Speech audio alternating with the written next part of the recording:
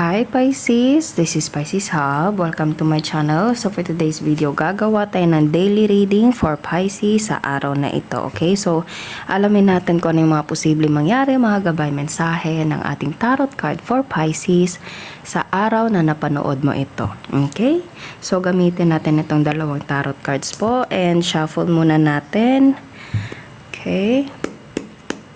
Reminder lang po na ito ay general reading, so pwede pong mag-resonate sa'yo, pwede pong hindi, and this is a timeless reading, Pisces, so kahit anong araw, buwan, taon, basta tugma sa'yo, take mo lang, okay? And welcome po ang lahat ng gender, babae, lalaki, LGBT, ay pwede po ito sa feminine or masculine na energies. Kahit sino, kahit kanino, basta magtugma, take lang. Pag hindi, huwag pong ipilit, okay? And pwedeng ito ay, yes, this is a reading for Pisces, or pwedeng you're dealing with Pisces and mag-resonate din ito sa'yo, okay? This is a vice versa. So, kung ano yung lalabas sa ating cards, pwedeng sa'yo, pwedeng kay Pisces. Okay? Basta mag-resonate again. Pag hindi, huwag po ipilit. Okay? So, alamin natin kung ano po yung message po ng tarot card for Pisces sa araw na ito. Mga gabay mensahe, mga posibleng mangyari for Pisces sa araw na napanood ito. Any messages po for Pisces? Yun. Courthouse. Any messages po for Pisces sa araw na ito? Mga gabay mensahe, mga posibleng mangyari for Pisces sa araw na ito. Any messages po for Pisces? Yun. Oh, there's... Okay.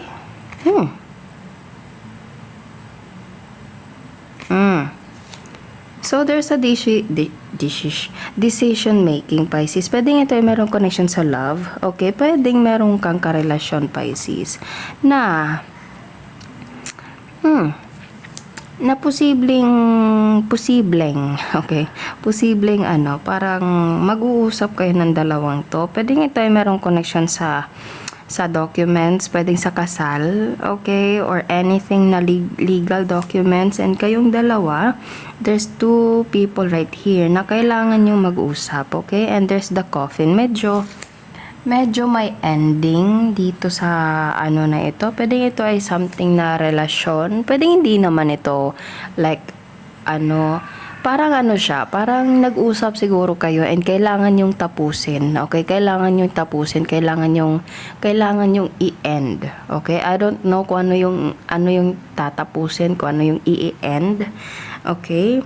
Pwedeng sa relasyon nyo, pwedeng merong isa sa inyo na parang tigil na natin to, parang ganon, okay? Siguro hindi naman siguro aabot sa ganon kung siguro madalas mag-away, magkatampuhan, or pwedeng iba na yung direction ng mga goals. Pwede po ganon, okay? Pwedeng siya merong ganito and ikaw naman ganito. So, hindi magtutugma. Yung kung ano yung mga dreams nyo dati, hindi na kagaya ng dati. Pwede pong ganun, okay? Kasi feeling ko, meron kayong dalawa kayong mag-uusap regarding with kung ano yung connection yung dalawa, okay? There's a courtship right here. So, and ayan, maghawak sila ng kamay. So, you and this person, Pisces, it's either you're the female and you're the male, or you're the masculine and she's the feminine. Kahit sino po, okay? And pwedeng same gender, kung sino man ito. And, yun nga, parang meron kayong pag-uusap ng dalawa, or kailangan yun kayong dalawa na mag-usap, and alam nyo yun, parang siguro naririnig ko yung word na ibibenta. I don't know kung ano yung ibibenta, Pisces. Pwedeng ito ay ari-arian nyo, okay, na isasangla, pwede pong ganon, okay, kahit parang merong natigil or natapos kasi there's a coffin right here. Okay, so sige, kuha pa tayo ng other messages po for Pisces para sa araw na ito. Any messages po for Pisces and sa taong nagdi-deal kay Pisces po. Mga gabay mensahe, mga posibleng mangyari for Pisces sa araw na ito. Oh, there's the Emperor. You're dealing with a masculine Pisces. Pwedeng Aries. Okay, strong Aries sign. Okay, you're dealing with someone na masculine energy, alpha. Okay. Or you are like this Pisces, and this is like a dominant type of person who likes to lead. Okay, and yun nga, masculine energy. Ano pa? Any messages po? Sino po itong the Aries? Okay, pwedeng you're dealing with a specific Aries Pisces.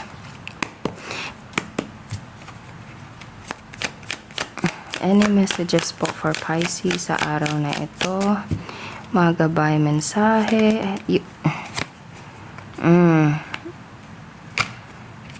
Mga posibleng mangyari for Pisces. There's a Six of Pentacles. And Ace of Cups. Okay. So, there's the Emperor, the Six of Pentacles, and Ace of Cups. So, merong magbibigay. Pwedeng ito ay something na emotion. Okay, nakikita nyo, umaapaw, umuusbong, siksik, liglig, at umaapaw na blessings, kasiyahan na nandito, Pisces. And, pwede ito ay galing from someone na ito.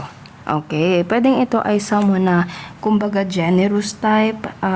This person really likes to give. Okay, pwedeng ito ay financial, pwedeng ito ay something na love, or pwedeng okay, naririnig ko dito, Pisces, na posibleng you're dealing with someone na pwedeng kung relasyon man ito, or kung ano natin na relasyon nito, kasi meron tayo ditong two person, okay? Pero meron din tayong other situation na hindi about love, Pisces, okay? So unahin muna natin yung love, okay?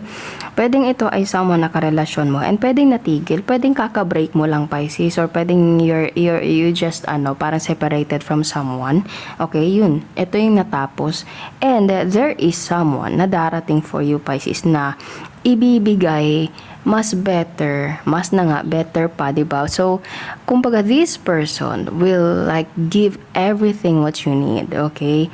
Kung ano yung ninanais mo dati na hindi siguro na ibigay, na kung ano man yung past relationship mo, kaya siguro natapos, okay? This person is someone na ito yung magpapakita sa'yo kung ano yung deserve mo, Pisces. Ito yung magpapakita sa'yo kung ano yung mga bagay na hinihiling mo dati. Kasi hindi naman talaga yung parang it's not about what you want.